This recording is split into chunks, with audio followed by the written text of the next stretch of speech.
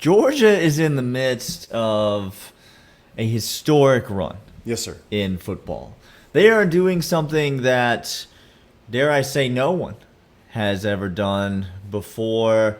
Let's talk about this potential greatest 3 years that any school has ever had playing college football today on the Locked On Bulldogs podcast. You are Locked On Bulldogs, your daily podcast on the Georgia Bulldogs. Part of the Locked On Podcast Network, your team every day.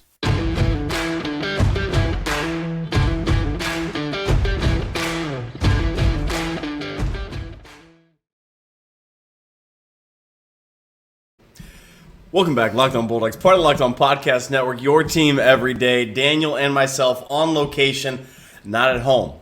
Not at the home. The ocean's right out there, but is. we're right in here, and so we're coming to you talking about Georgia football. Because there's no vacation from Georgia football. No, Kirby Smart hasn't seen a vacation in years. Decades. Won't be anytime soon because he's the best college football coach on the planet. Okay.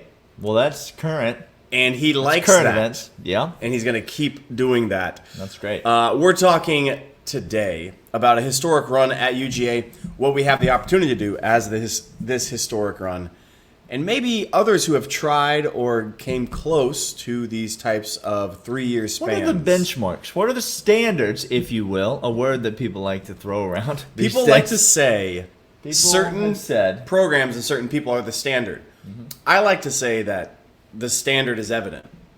Well, it's becoming more and more evident every day. Georgia, if you haven't been paying attention, is 29-1 in the last 2 seasons. It seems good. Normally good. They finished number 1 in the final polls in both of the last 2 seasons, as you would expect from the team that won the national championship.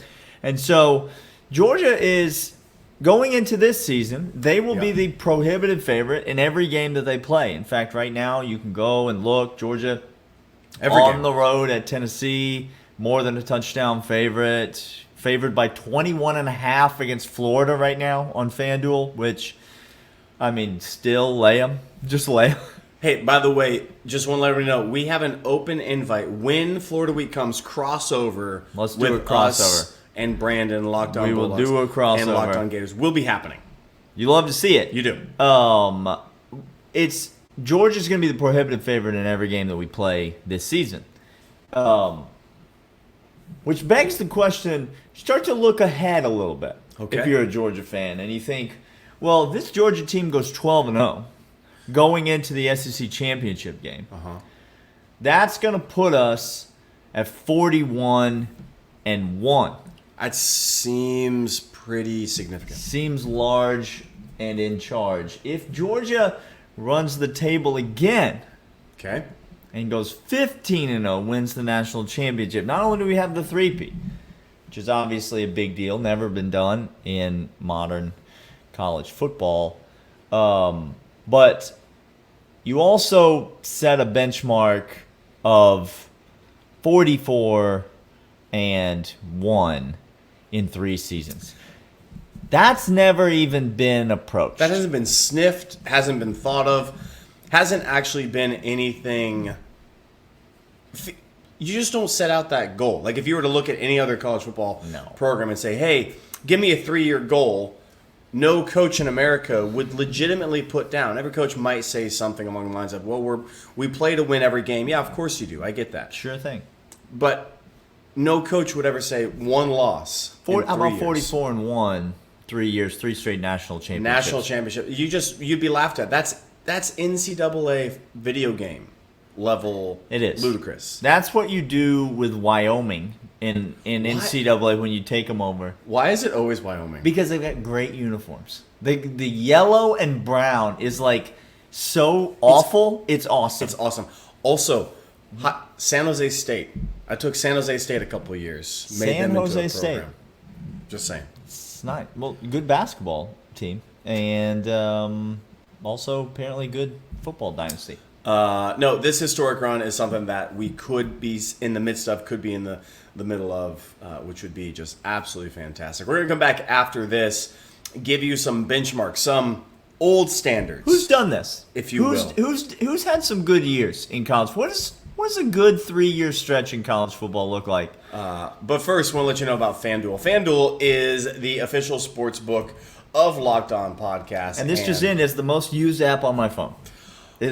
I don't know if you have that screen time tracker. Yep. But for Daniel and I, it's been a lot of notifications. We've gotten March Madness. We have Masters happening right now. Yeah. We got baseball futures. We got baseball present. Baseball present, which, by the way, Matt Olson, Austin Riley. Things are good. Ronald Acuna. Things are happening. 50 steals or more this year. Give me a line on that, FanDuel. FanDuel.com/lockedon is where you can get all this action at. You get money line, you get parlays, you got same day, you get multiple games, you get everything that you need futures over on FanDuel.com/lockedon. And if your first bet misses, that's okay. You get $1,000 in bonus bets. Just free bets. Free bets straight to you. That's FanDuel.com/lockedon. You could take those free bets, Clint. You could build quite a bankroll for yourself. And you know what? You should tell somebody if you're doing this. Tell somebody. See something, say something. Say something. FanDuel.com/lockedon. Terms and conditions apply. Felt like that ad read got overtly very specific at the end. Just for, to be clear, we're speaking to fine. one person. We're fine. We're doing fine. Others are doing less fine. Less fine. Okay, let's talk about the historic run other teams have had in this. Daniel, rattle off for us the teams in college football that have been, in past historic seasons, this good at a 3-year run. Best 3 years, you start to get into the research machine and you see you start to think about there's really 4 teams that really have a case to be made for the best 3 consecutive year stretches in all of college football. So first you go way back to Army in the 40s. 1944, Army finished number 1 in the country. 1945, Army finished number 1 in the country. 1946, Army finished number 2 in the country. Now, there's some weird things going on with Army where World War II, and they literally were drafting players just to play on their football team.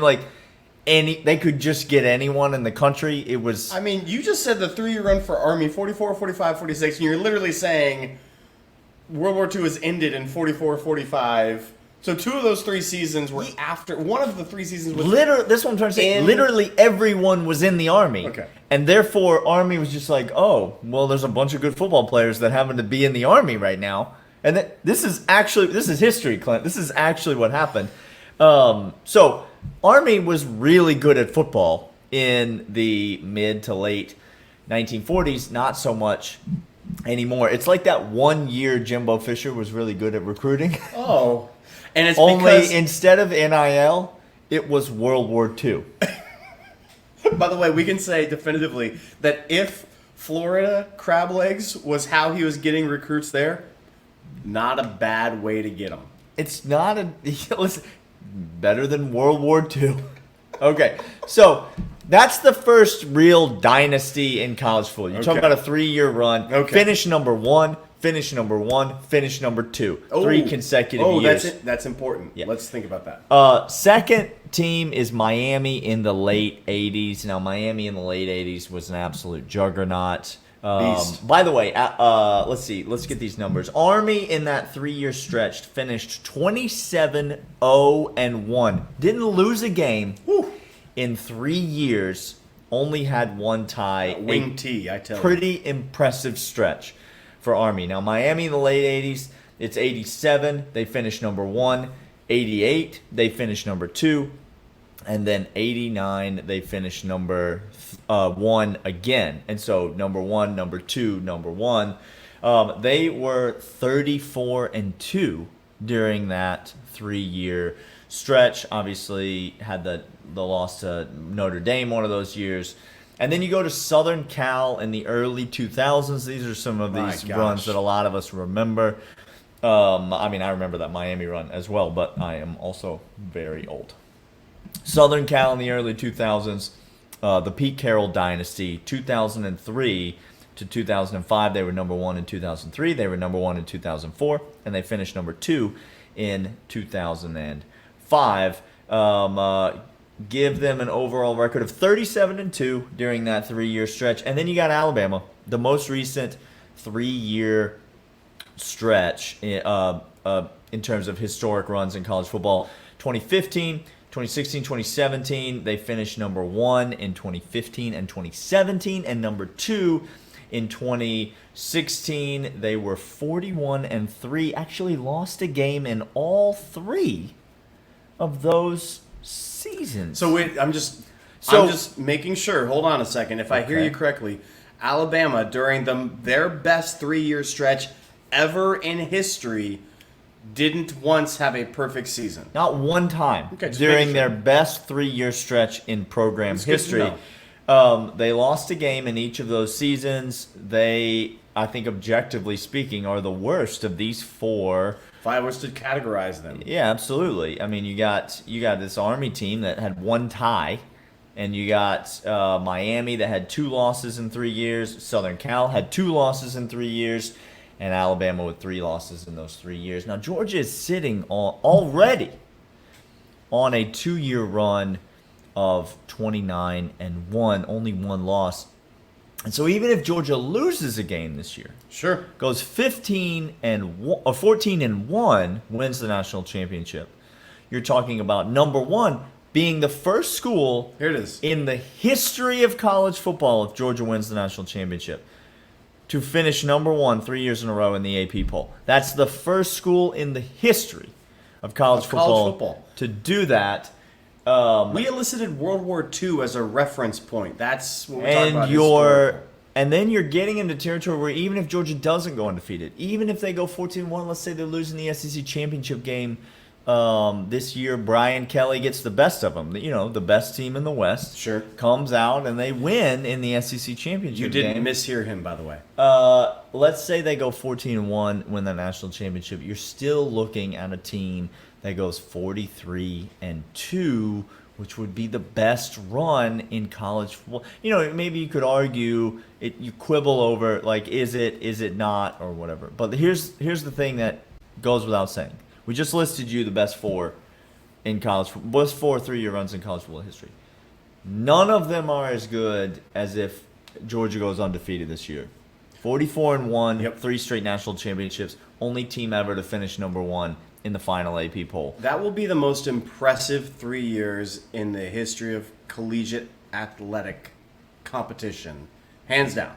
With the amount of competition, the SEC, the other teams, it'll be a historic just clamp that Kirby Smart has put on the entirety of college football. Not just a small little section, the entirety of college football. Big Ten, doesn't matter. Come on down. We'll play you. Big 12, come on down. We'll play you. Well, Lord. We'll host you. I suppose. We played a Big 12 school recently, I believe. How did it go? We will host them in our place. SEC, it's there. So, yes, this is historic. We're going to come back after this and talk about how great it's been being a Georgia fan during all this. But first, this. Well, that was that. And now this is this. This is this. Well, By the way, welcome really quick. We had this. Now we have that. The 199. I'm all backwards now. Oh, man. I don't like that. We're back on the correct sides, though. We are back on the correct sides. People did not care for it yesterday. So I'm over here. We made the switch. We did. We corrected ourselves. Switch seats. Things are good. The 199, bonfire.com/store/the 199. Thanks for getting over there. Welcome to the 199 Loyal Third Segment listeners. This is the part of the show where we talk about that's just good. It's good to be a Georgia fan. It's good to be a Georgia fan. This is what we're trying to say. I mean, not only are we winning these games, right? But the way Georgia is winning these games, I would say Peach Bowl notwithstanding. Okay. The way Georgia's winning these games is just, it's a lot of fun to watch, Clint. Because they're playing a style of football that is, it's just, for the most part, running people out of the stadium. This is what I was, again, asked by friends after the national championship. They said, "Was that game even fun to watch for you?" It was so boring for me. And I said, every moment was the best, and it will continue to be the best because it's watching a master Might have been surgeon. loose texting during the game. Might have been so fun to watch that my man over here just got a little loose on the keys. Look, during the game. Look, I know the rule. During the game, you're not supposed to text opposing fan bases. I get it. When you put a hypnotoad... Rules have been broken. If you put a hypnotoad on my property, you've assaulted me. That feels like assault. That's aggressive. I need to come back with proportionate measures. Yes, it's fantastic. It's the best. But you're right. It's watching a master surgeon do the work that Kirby has done. And it's... by neutralizing the Tennessee game, where Tennessee wanted to say, how close was this? It wasn't close, actually. It was a shellacking. It was an embarrassment. Absolute beatdown. And it was like that kid in junior high that had been given like judo classes or grappling classes over the summer. Yeah. And you like try to tussle with him, and he just puts you in some sort of arm bar or like wraps his legs around like your waist, and you can't move. Yeah. And you're like, well, this is embarrassing for me. It is. You didn't leave bloodied, but you left without being able to do anything you wanted to. That's what it's like watching Kirby play against these other teams. And it's the most fun to watch him suffocate and do the death march all over them. It's the best. I think the best thing about the run, which again we're still in the middle of, and by the way, Alabama fans listening to this podcast are going to talk about their, like, well, it's not a 3-year run for Alabama. It's like a 6-year run, like an 8-year run, like a 10-year run for Alabama. Kirby's coming for all those, too. Like, you understand, like those, Kirby's not going to leave any stone unturned. It's going to be my favorite thing. It honestly is going to be, this next statement is going to be one of my top 5 most favorite events that's happened in Georgia football. When Alabama fans start realizing what you just said is true about 2 years from now. Yeah. And they slowly and quietly start transitioning to their wardrobe to Georgia gear. And all of a sudden you see them the next time and they're not wearing the A anymore. Right? And they've transitioned to a Braves hat. It's just a subtlety. But they've transitioned to a Braves hat, and you're like, weren't you earlier wearing a... No, must have been the same. And then they start talking about they start liking Oregon. Yeah. Right? And they start going, Dan Lanning's really good coach. And slowly and surely, all of a sudden... I mean, you're going to see it. You're already seeing it more and more. Alabama fans just going to turn all of their angst toward Tennessee. Just like Tennessee fans turn all of their angst towards Florida. You just find a school that's less than you, and then you start to make fun of them. And soon enough, Alabama fans will realize that Georgia's not that school anymore. My favorite thing, though, about this 3-year run that Kirby is in the middle of right now is that he's doing it against the grain. It's a countercultural movement that he's doing. It's like everyone out here is trying to play football a certain way. Yes. And Kirby Smart's just come out and said, it would be as if in the late 40s, Army came out and said, you know what, we're going to throw the ball for 600 yards a game. We're just going to air it out and just airmail it all over the stadium. And every other school's like, but you can't do that. That's not how football works anymore. That's what Kirby's doing. It's the equivalent of that. I need somebody in the 199 who's got some video editing ability to go back to that time where Kirby asks his own question and answers his own question by saying, you know, they said you can't hold opponents to less than 13 points. And I said, why not? Why not? And then he went on to, because that's the biggest I am your daddy moment ever. Leatherman. This is the next great stats opportunity. Let's get a deep dive into Georgia's ability over the last 2 seasons to hold schools to a certain threshold. And let's compare that to the rest of the elites of college football. Leatherman. Get on it, brother. He loves leather. Stop. He's a leather man. This has been Locked On Bulldogs, Locked On Podcast, your team every day. We'll see you guys tomorrow.